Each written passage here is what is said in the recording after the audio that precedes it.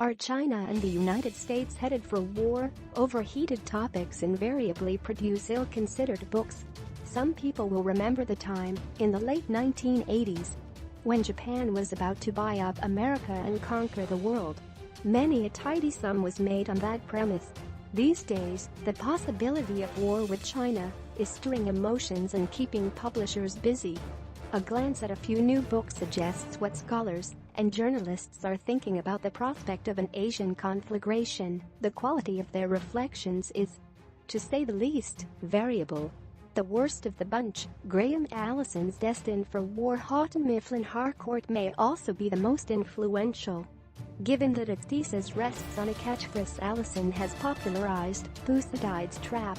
Even China's president, Xi Jinping, is fond of quoting it. On the current trajectory, Allison contends, war between the US and China in the decades ahead is not just possible, but much more likely than currently recognized. The reason, he says, can be traced to the problem described in the 5th century BCE in Thucydides' account of the Peloponnesian War. Sparta, as the established power, felt threatened by the rising might of Athens. In such conditions, Allison writes, not just extraordinary unexpected events, but even ordinary flashpoints of foreign affairs can trigger large-scale conflict.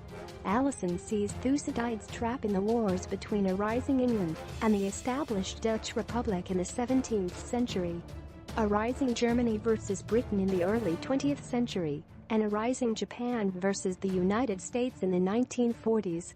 Some historical tensions between rising powers and ruling ones were resolved without a catastrophic war, the Soviet challenge to U.S. dominance, but many, Allison warns, were not. And there's no disputing China's steep military and economic rise in recent decades. Its annual military budget has, for most of the past decade, increased by double digits, and the People's Liberation Army, even in its newly streamlined form, has nearly 1 million more active service members than the United States has. As recently as 2004, China's economy was less than half that of the United States.